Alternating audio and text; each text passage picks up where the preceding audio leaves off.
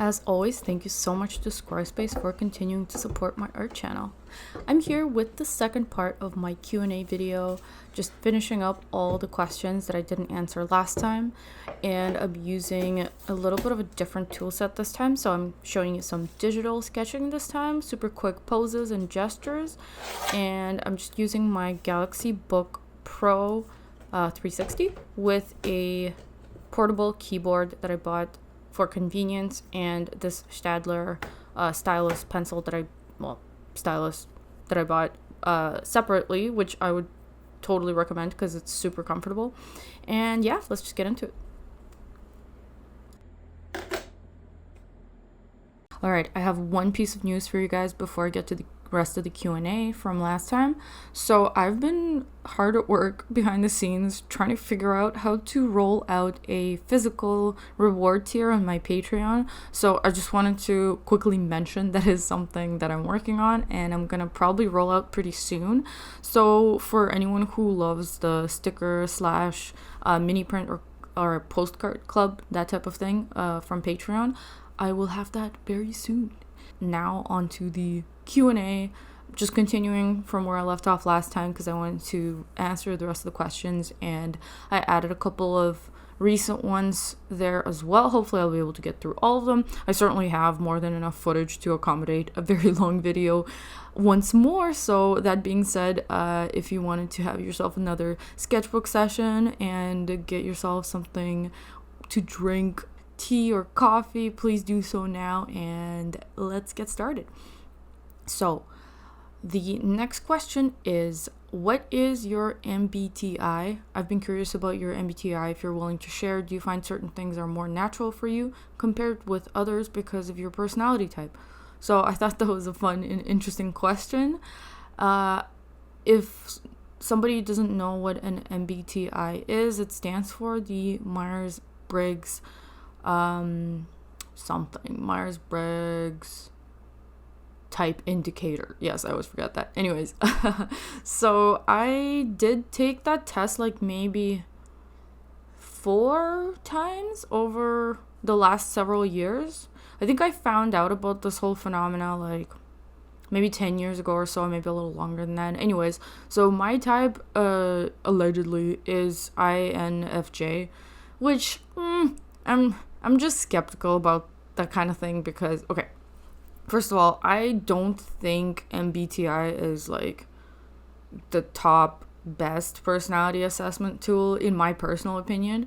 Not that I know all the tools that are available out there or anything, but I've tried a couple of other personality things, and I think the Big 5 personality test to me personally seems more accurate and seems to give like more believable information, if that makes any sense. Like my biggest issue with MBTI is that I think it's a little pigeonholey. Like there's 16 personality types and allegedly everybody has one of those 16. That just seems unlikely to me. It seems a little too reductive. Although there are troves of information on each personality type, I still think something like Big 5 is probably a little bit more accurate because it doesn't give you a personality type. It just gives you the parameters of where you fall on 5 scales, and each one of those scales is further broken down into 2 more. So overall, to me, that's like more, I don't know, probably more accurate. But also another thing that I find that's a little maybe not the best thing about MBTI is that it's true that most of the ones I've taken do have different questions in general, but sometimes the questions feel a little bit leading or something, and then they also give you kind of a limited amount of response. Like half the time when I'm trying to answer these questions, I actually don't think either or any of the answers are really accurate for me. So obviously they want you to pick like the most accurate one, but I don't know how I feel about that. I don't think it's really I don't think it's a super accurate assessment, at least for me anyways, because I find most of the questions like I'm not that extreme. Like I can't really go with the extreme answers that are provided. And anyways, also that being said, there's a bunch of stuff that I'm like INFJ allegedly the rarest personality type, which to me, again, I'm just like, really? I don't know. There seem to be a lot of people that get INFJ. Maybe it's an artist thing. Like, I guess because I'm sort of in the art community. But honestly, like, I even know a bunch of people that also got INFJ. And I don't know. I just don't really buy it. I think there's something in the way that the questions are structured that probably is really easy to answer inaccurately. Like, anyways, before I keep going with that, with all the stuff that I do know about that personality type, yeah, it does ring true in most ways. I would say it seems like I am mostly like that, so I don't know, maybe it's accurate, maybe not. Do I find that certain things are more natural for me compared with others because of the personality type? I mean, probably, maybe a little bit. I think, like, I actually find the counselor, like, because INFJ is, the type is called the counselor or the guide or something like that. I do find that applies to me quite a bit, and I don't know if I necessarily like that about myself. To me, I think the biggest manifestation of that in my life is that I tend to get super overly involved emotionally with other people's problems.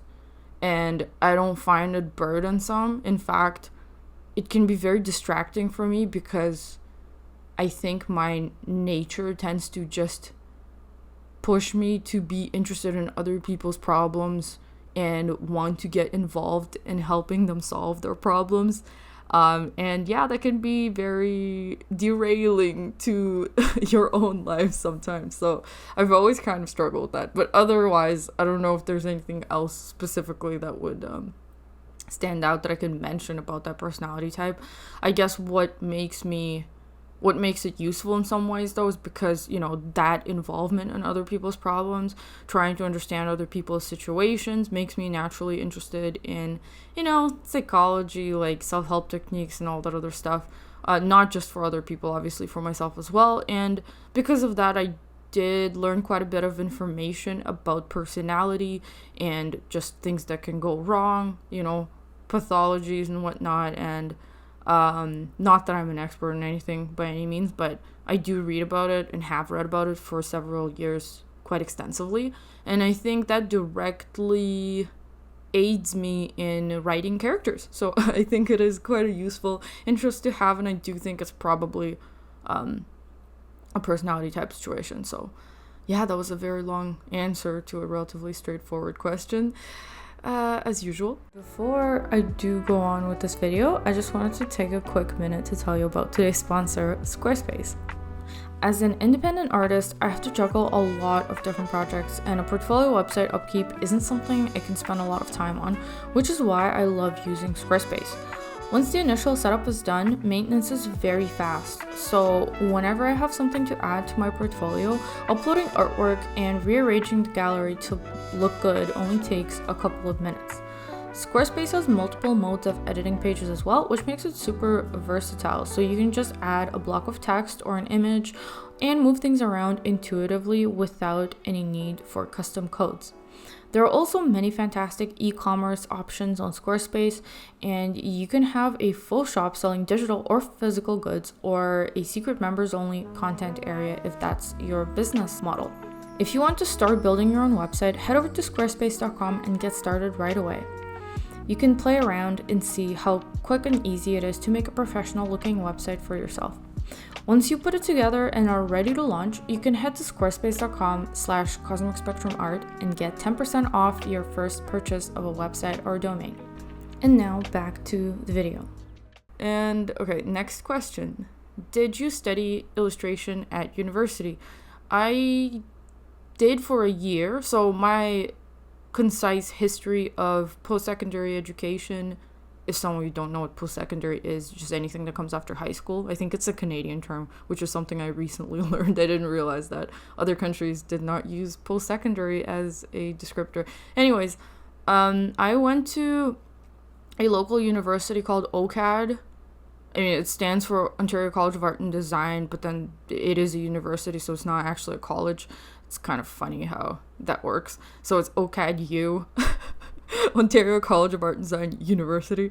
Anyways, I went for graphic design for the first year because I had no idea what I wanted to do career-wise. And then I mean, honestly, the first year was very general, so I did have a lot of classes overlapping with people whose majors were other things. So I don't even think it was super focused, but in any case, I decided to switch to illustration for the second year, which is actually a whole story. I think maybe at some point I could make a video about this, because in order to switch my major, I had to go through a portfolio reassessment situation, and it was a bit of a doozy, so it was a very unpleasant experience. But like I said, that's another story. So after I guess I was in the middle of, this is funny, I haven't thought about this it in a really long time. So I guess in the middle of my second year being an illustration major, I already probably realized that I don't want to be in illustration. So I guess I must have applied to Sheridan College for animation, because the year after I did go to Sheridan for animation. Sometimes it feels like it was not that long ago, but now I'm realizing it was actually like 10 years ago. So I don't really remember if I took a year off or not. I don't think I did. I think I just went straight to Sheridan College for animation afterwards. Yeah, it's just hard for me to like remember still being at OCAD but also applying for Sheridan at the same time. But anyways, credit to Chris Hong art. If you don't know, she's another artist, close friend of mine on YouTube as well. She pretty much kind of helped me decide, because she already was at Sheridan at that time.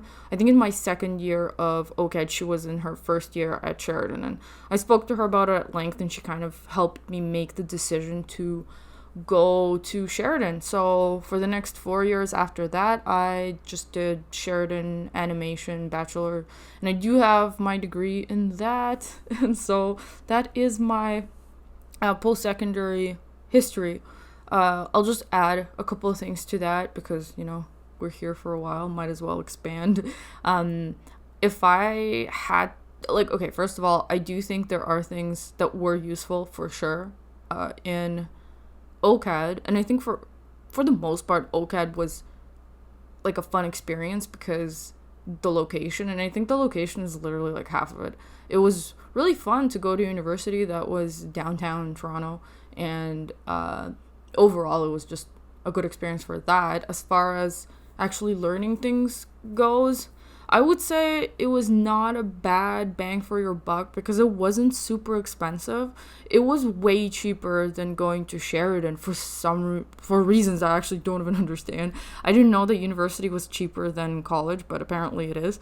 So yeah, there's that. It didn't put me in like that much debt those 2 years at OCAD, and I think I did learn stuff. And I did feel kind of annoyed and regretful at first, because 6 years is a lot of time to spend, studying. And I know a lot of people do spend that long. I think you get your master's or something in certain programs for 6 years, like an extra 2 years or something.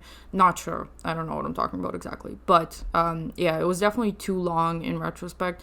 But I do think I managed to get a lot out of all of my post-secondary experience. So I am very glad I decided to go for animation, because I think in the end I definitely found animation as a program to be the most useful as far as gaining a skill set for what I actually want to do.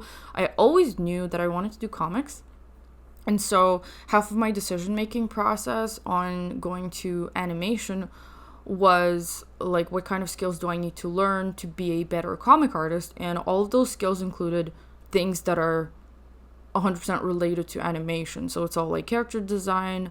Consistency was a big one. I figured that if there's ever a program that'll teach you how to draw characters consistently, it's probably going to be traditional animation, and I think I'm right about that. With the big focus on life drawing, I think made a huge difference positive effect on my general skills. And then also, of course, things like layouts like backgrounds, just setting up a scene, storyboarding, all those things were absolutely indispensable as skills for comics. So it's very easy to translate them. I think comics are a little more, obviously, like the biggest difference is like there's no format constraint, but other than that, it's quite similar, and I definitely learn a lot, so no regrets there. And the only thing I will say is like the last year, okay, if I had to get rid of 1 year out of all of those, it would have been the third year at Sheridan, which was the group film project.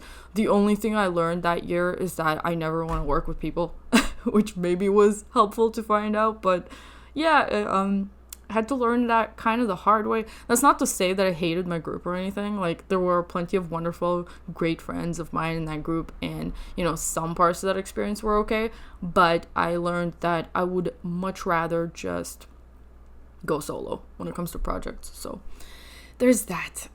Anyways, I think I can move on to the next question, which is there a medium you specifically enjoy using when working traditionally? And also, do you prefer the process of working traditionally or digitally? So I've probably answered this question many times over the years, but I'll just, go over it again. Maybe there's some new insights I can find while answering it. So my favorite medium when working traditionally is ink, as some of you probably know. The reason for that is probably because it's permanent once it dries, and I like layering. And I also love the inky effects when mixed with water. And there's something so insanely satisfying about looking at the originals of ink drawings. I don't know about you guys, but I'm a big fan of seeing those in general.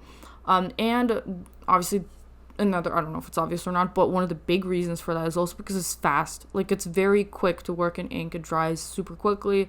It's a no fuss kind of process where, compared to painting, like things that are more opaque, like gouache, acrylic, and then all the way to oil. Like, I've never actually even used oils, I don't think, but all those seem to be like very involved long-term processes to me. And I think I very much prefer the quick process of not spending any longer than 2 days or something on an illustration is usually the absolute top for me.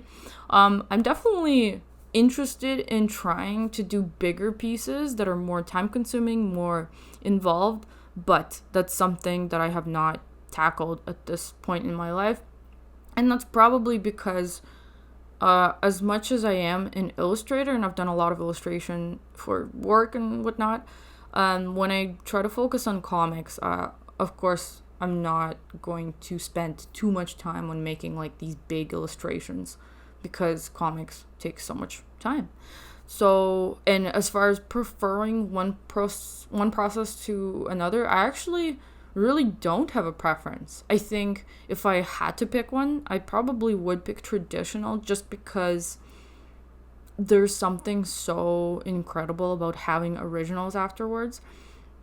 And that is definitely not a replicable thing. It's not the same with print or any other sort of, I guess duplicates or copies of digital artwork.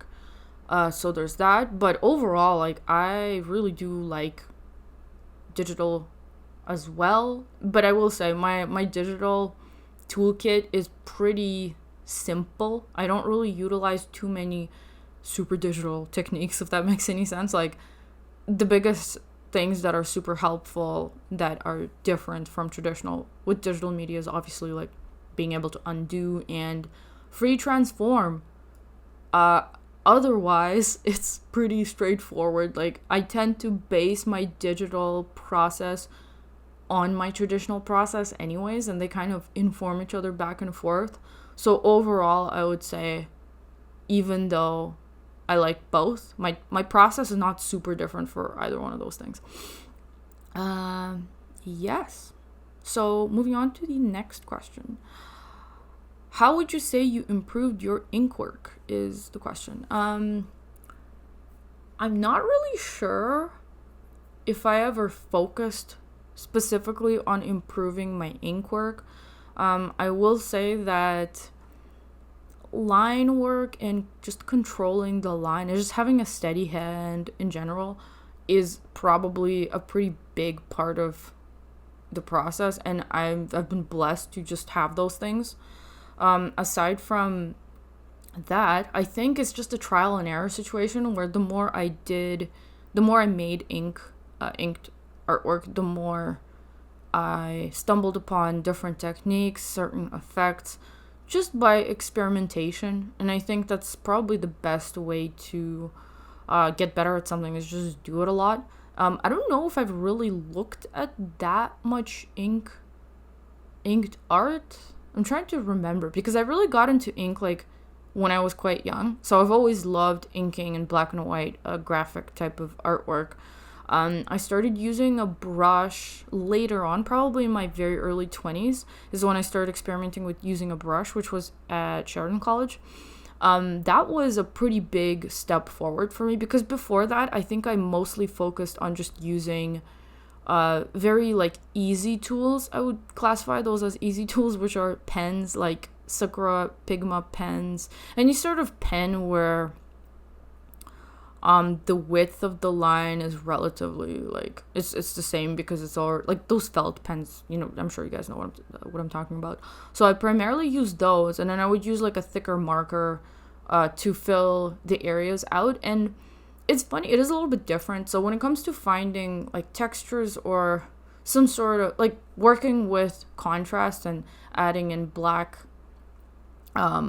areas and adding textures, clothing and whatnot, because like if we're talking about strictly black and white, then it is a little bit different from using brushes. So I think I got a lot of my basic skills from just using Sakura Pigma pens and just like straight up black and white sort of finish. Sometimes I use screen tones as well, which was fun. So as you would probably imagine, my biggest inspiration those years was manga artwork. So if I were to list some, I really liked Naruto at first, and I was obsessed with D. Grayman, a bunch of other ones, and stylistically I got influenced by those a lot. And of course, when I was doing my own character artwork, I was trying heavily to emulate that manga look, and I've always loved like the in-between chapter illustrations that a lot of mangas have, and I would get a lot of ideas from just looking at those. And of course, Sailor Moon, can't believe I didn't mention that was like the very first one. So yeah, I think that gave me a really good foundation when it comes to squeezing the most out of a very simple medium.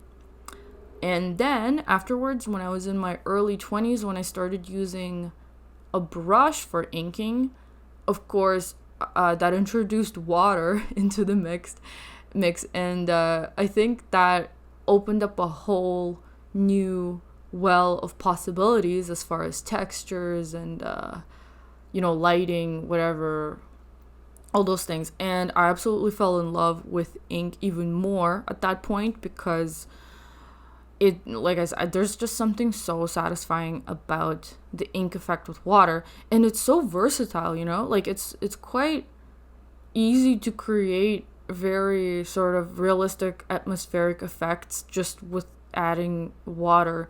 And I thought that was a really cool property of ink. And I think the same can be said for watercolor as well. So one of the biggest attractors for me when it comes to those mediums is just how fast it is. Like, I've always been into the quick sort of process. So I tend to prefer drawing smaller because of that as well. Because the smaller drawing, the faster you can finish it and all that. So yeah, I don't like to bash an illustration or a drawing for too long. It kind of drives me nuts, actually.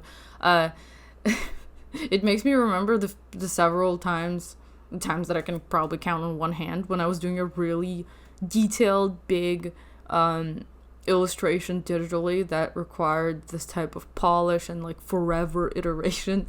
And yeah, that's definitely not my cup of tea. It's not worth the effort, in my opinion. So moving on to the next question. Let me see where I was. Okay. So, question. I see you have art books and mangas behind you. I'm curious which art books you like the most. So just a quick note here, I've made a couple of videos on my channel, I believe, going over my favorite art books and going kind of in more detail about why I like them so much. Just to answer the question off the top of my head, I had a big James Jean phase, so I have a few James Jean art books that I really like. I don't know how much that actually influences me, to be honest, but I do like looking at them quite a bit. As far as the most inspirational stuff, I really like European large format comics. I don't know what the category for that would be, but like, I'm talking about those comics that are clearly done by people that are more like illustration related, because the level of finish is intense sometimes in these comics. Like, I don't even know what they're about half the time, because I'll just buy one if I see one at an art store, and sometimes they are in a foreign language that I don't know, so I have no idea what the story is about, but those are super inspiring to me. I love the large format, and I love the attention to detail and all the care that's put into these. So to name some of them is there's an artist, Enrique Fernandez, so I have several books by him. He's got like different comic series, so I have maybe like 5 or 6 of those books. And what else? I think it's a French duo of artists that's called Carrascoet. I don't know if that's how you pronounce that, but a couple of titles are A Beautiful Darkness and Satania, and I think Beauty and Miss Don't Touch Me, if that rings any bells. Love those comics, especially the traditional ones that were done with watercolor and ink. Again, quite different from what I do, but I do find those very inspiring to look at. And maybe I'll mention a couple of artists. So I love Claire Wendling. I think Claire Wendling is one of the best artists to study for shape design.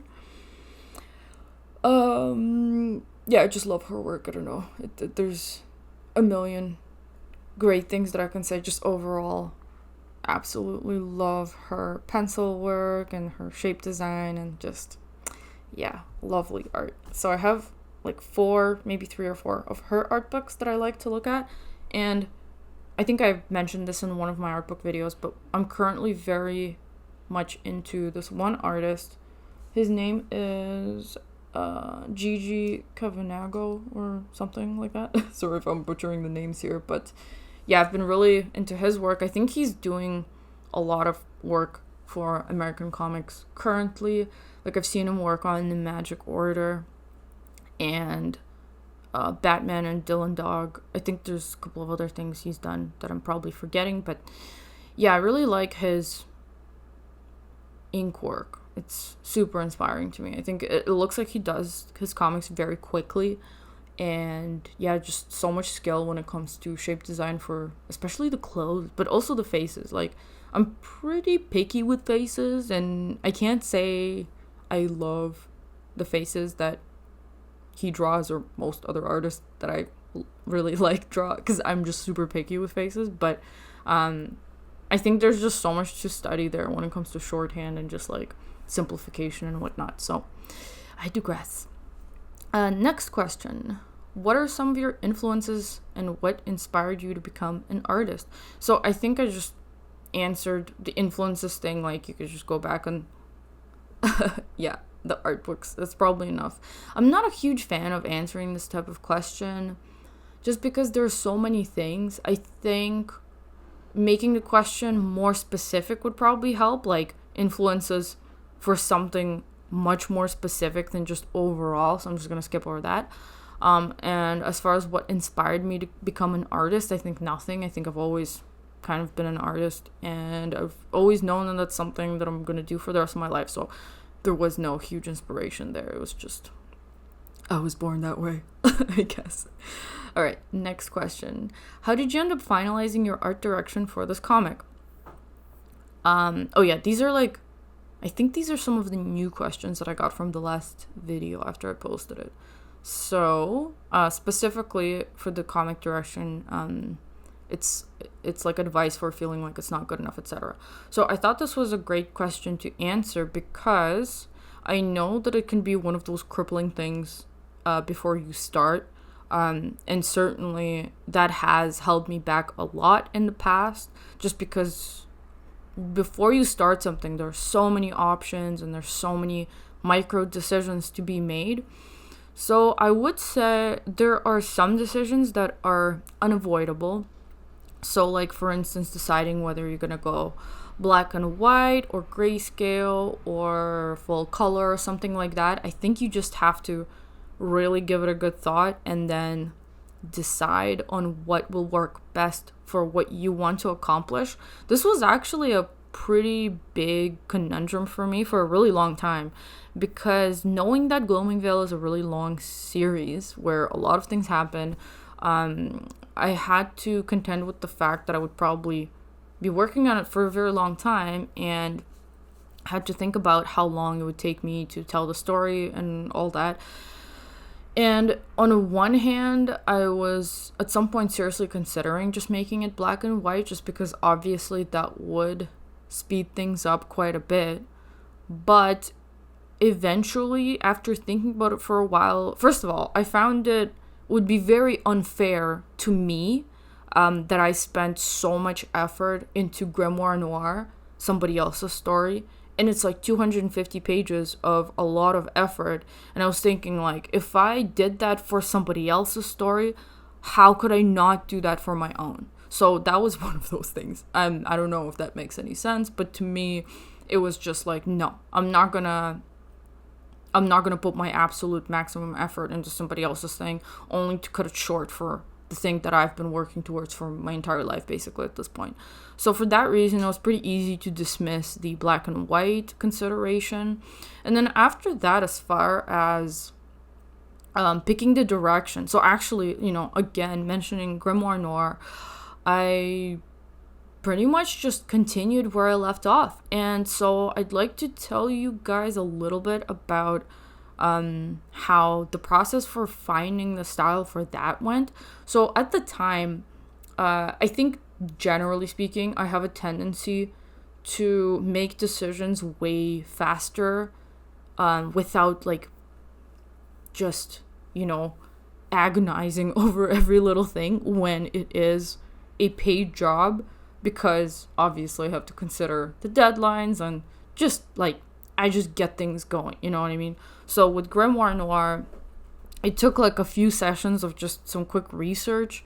Made a couple of folders on Pinterest. One of them was the style inspiration board, and then another one was the atmosphere inspiration board. So the atmosphere one was primarily made up of photos, just like a lot of moody photography with, rainy things, rainy scenes, like foggy scenes, misty forest scenes. And honestly, I could go back to that and use a lot of that for Gloaming Veil as well, because that is the kind of aesthetic that I love, and that is one of the reasons why I actually took on Grimoire Noir as a project, is because, as at least as far as visuals go, it was like perfectly up my valley. And same with a lot of the just general subject matter. So yes. And deducing the visuals, okay, so for me, making it digital was a conscious decision to save time and to just ease the process of editing if anything does need to be edited.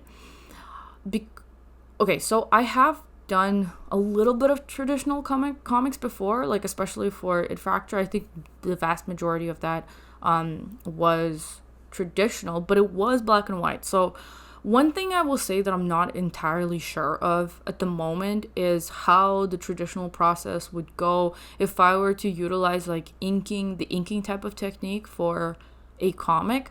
Maybe at some point I will try it for some sort of small project, just to see how it would go, because I would say the biggest problem with doing comics digitally for me is the ability to zoom in.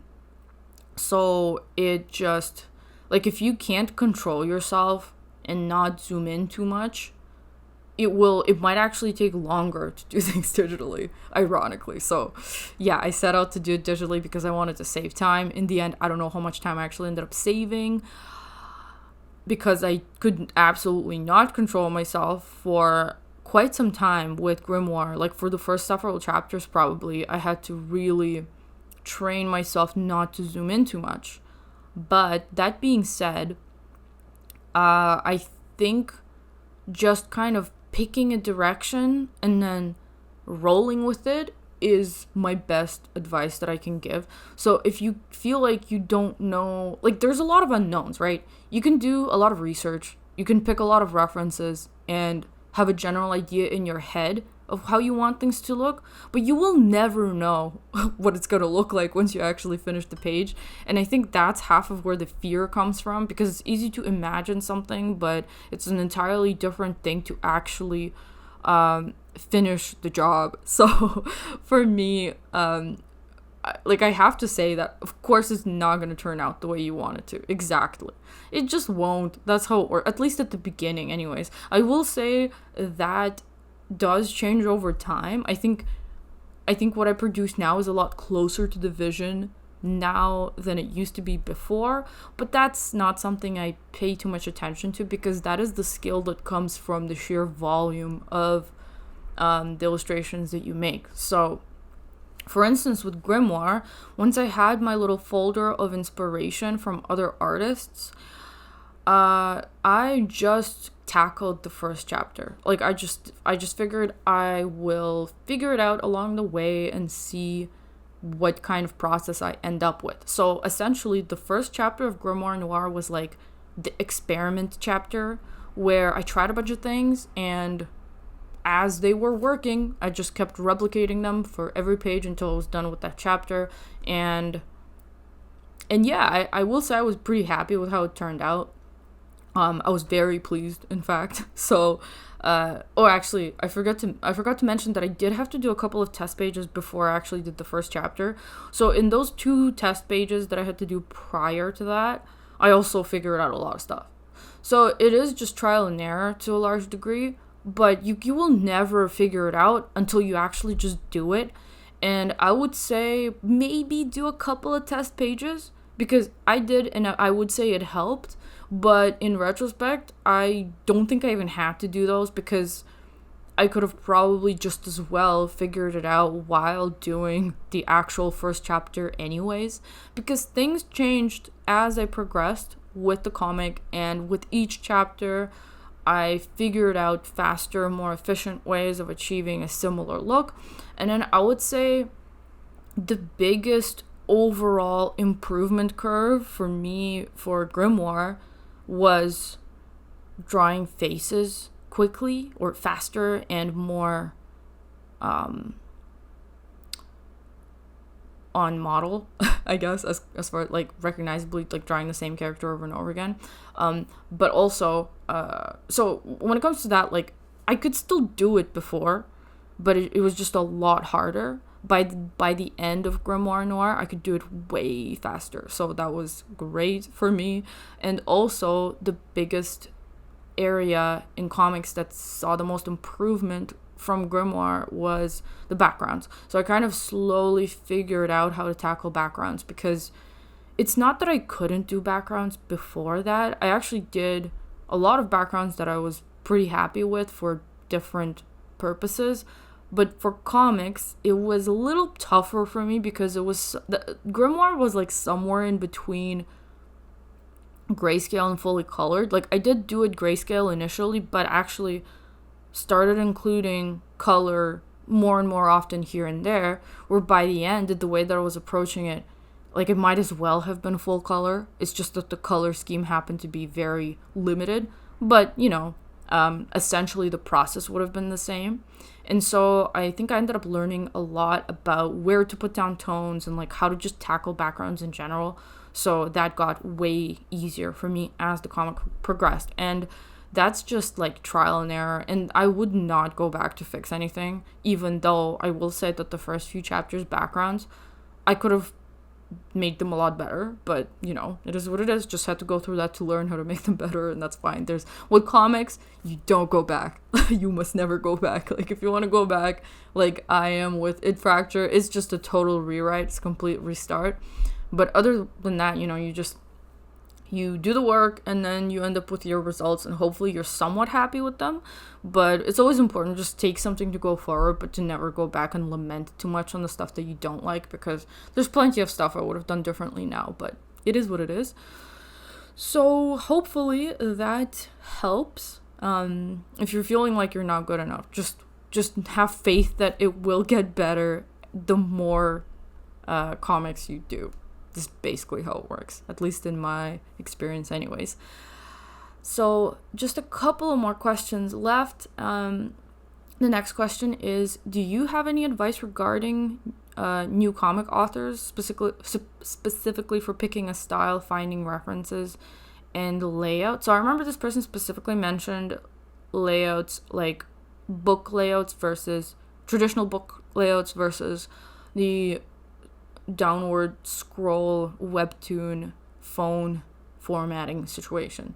So as far as making that decision, it was pretty easy for me because my end goal was always to make books, because books is what I love most, as far as making merchandise or things with my artwork. So my formatting was always going to be in book format, and I already like kind of went over in my head what size I want the comics to be as well. And again, mentioning Grimoire, like I think one of the most unfortunate things about Grimoire is that I did put so much detail in that it would have looked much better at a bigger size. So for that reason, I right away decided that I wanted Gloamingvale to be much bigger in format, and it will be 8.5 by 11, like all other books that I have been publishing up until now, like all of my other art books that are self-published. So yes, and then but also the thing is, like, you can always rearrange the panels. So the way that I look at Gloamingvale is that there's definitely room there to just reformat it into a scroll situation, because I mean, all you really have to do is just space them out a little more and offset like stacks. Like when you have horizontally 3 panels in a row, all you really have to do is just like kind of stack them downwards, if that makes any sense. And then you can just like take any sort of big backgrounds that are part of the comic and like plaster them in the back of those panels or something. I can see a million ways to reformat the comic as it is now into a scroll, like mobile friendly format. So I don't think that'll be like a huge problem.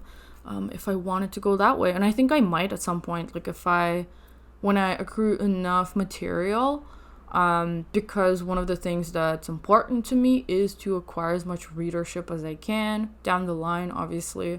I probably will reformat it to post to those websites at some point. So yeah, that shouldn't be like a big problem, I think. And as far as finding references, well, there's 2 different types of references, like art related references and execution/inspiration related references. And for poses, okay, so actually I know this is not really part of the question, but it's one of the things I wanted to sort of discuss, because I guess it's like a pretty broad question of advice regarding comic authors and artists, I suppose. I would say one of the most useful things you can do as a comic artist is to learn how to, like, just to learn anatomy and figure drawing very well. So practice figure drawing and sketching all the time, just like in this video. Like, this video footage is a great example of the type of practice that I do quite often. Probably not as often as I'd like, but it's so useful for me when it comes to specifically thumbnailing, because just doing a lot of quick poses that are under 5 minutes, usually a really good length to me is anywhere from 1 to like 3 minutes. Even 5 starts to feel like it's too long per pose. at that point. But that's like the perfect time frame to practice how to draw figures quickly, because being overly reliant on photo references in order to draw figures is going to be like the death of you with drawing comics, because it will just add an infinite amount of hours on top of your process if you need to find a reference for every single pose. So it would bode well to do a lot of practice live drawing, quick gestures and whatnot in order to strengthen that specific skill, because if you can put more effort towards just polishing afterwards, like line work, like fixing a lot of the issue, or not issues, but figuring more detailed stuff out when you're actually doing the line work or like the final sketch or whatever. But in the thumbnail stage, for me, trying to just quickly draw those figures with a super simple facial expression, but in a way that the proportions are still accurate and all the placement is still accurate, as and like together with the perspective and everything. It does make thumbnails take a little bit longer probably, but I find that to be the most effective, the most efficient process, because that's like the bare minimum that's the bare minimum effort with the closest one-to-one effect as the final will have, if that makes any sense. Because I have definitely tried different types of thumbnailing before, and yeah, the more like the faster you go with and the less detail you put in, it's just like you can really reduce that to like almost unreadable stuff. But obviously when you do it yourself, you can always recall what you were meant to depict in each and every panel. But the reason why I go like way beyond that for thumbnails is because I do like to give them to read to my close friends, and to see their opinion on the pacing and like if it makes sense and whatever. And obviously when you want to have another person read thumbnails, they're gonna have to be readable, and there is definitely a bare minimum detail that you need in order for them to be able to tell what the hell's going on. And sometimes actually in my thumbnails I do have to like explain certain things, but very little of that. So yeah, I think that's probably good advice for thumbnails, if that makes sense. And what else? Picking style. I think picking a style is probably a pretty vast topic that I could make a whole video all in itself, but I'll try to just kind of wrap it up in the next 5 minutes or so, because the video is quite long at this point. So I've been in a few situations where starting something new where I wanted to pick a style. So this will be a little bit fun for me to talk about, because I can go all the way back to It Factor, if some of you remember. That's It Factor is the first iteration of Gloaming Veil that I started when I was like 15 or 16 or something, when I was still in high school. So actually, because I obviously just started drawing like a few years ago. Well, okay, I've always liked to draw, but I only really started drawing way more and taking it more seriously when I was like 11 or something. So at that point, being 15, it's only been a few years, but because at the beginning I did so much experimentation and I tried out so many different styles. And by tried out, I mean, yeah, I would just like have my artist of the month or whatever favorite person that I was obsessed with, that I would just like try to copy their style. And that's how I learned. So that was Sailor Moon, then there was Naruto, then Shioon Kim, this Korean artist. And then just, I mean, the variety was pretty wild as far as style goes.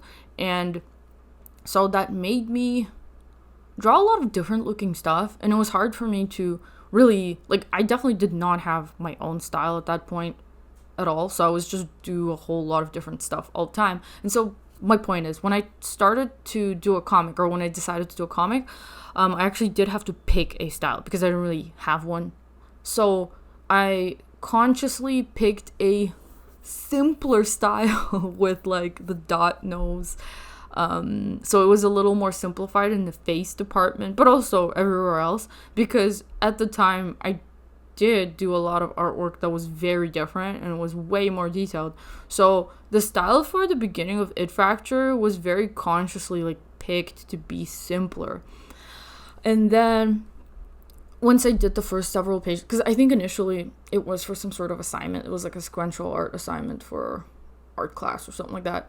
So once the assignment was done and I wanted to continue working on it, there was a little bit of a style shift. And actually, to this day, I think It Factor, as I did the physical copy, I think if anything, it's like a really good look at how my style changed and evolved over those years, because I was working on it on and off for like maybe 5 years, which now just really doesn't seem like that long.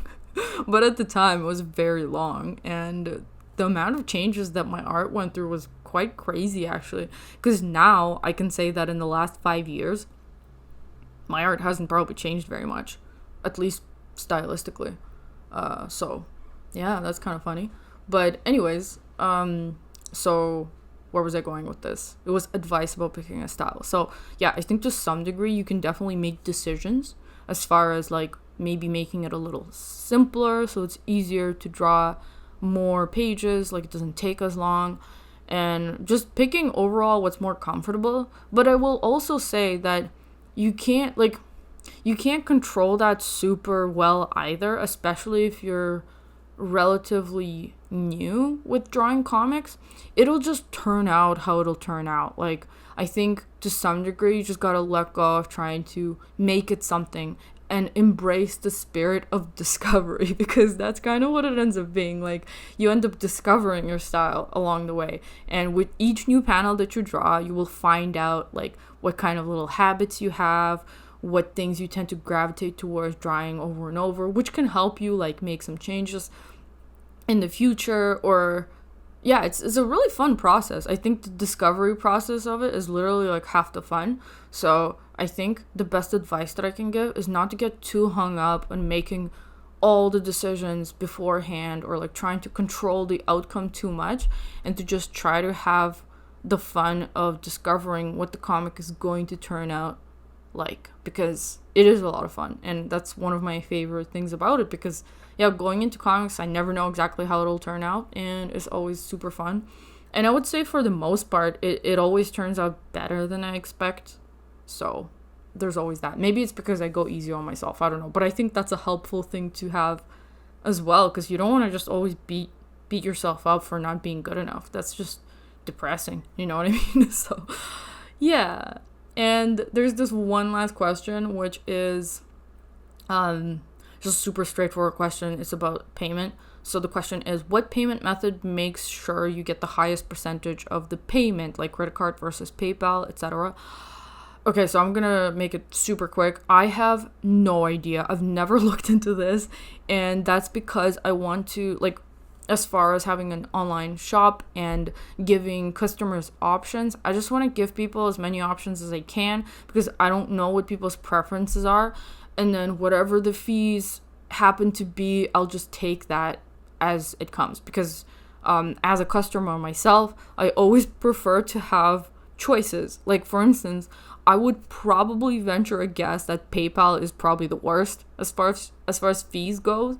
But as a customer, I prefer a PayPal option because it's just easier for me to buy stuff with PayPal. So I like to just have as many options as possible for people and leave it at that. And I would say, honestly, like, you can drive yourself crazy calculating the little fees, and probably just don't even look at what fees get taken away. Just take the money at the end of all the fees and just roll with that and pretend like the fees were never even there. Because sometimes when I accidentally glimpse the fees that get taken away, like from Patreon and from Shopify, it's astonishing. So I'd rather just not know. And yeah, that way I don't have to worry about it, because it's inevitable anyways and there's nothing you can do about it. So yeah. So that brings us to the end of the second Q&A. I actually really like doing these, so if you guys have more questions, please leave them in the comments. I'll probably talk about other stuff in the next few videos, but I do want to do these Q&A type of videos more often. So if ever you have a question that you would like a detailed answer to, do not hesitate to leave a comment in my videos, because I do read them all, and thank you guys for leaving them. Yeah, so I hope you enjoyed this video, and I will see you in the next one. Bye!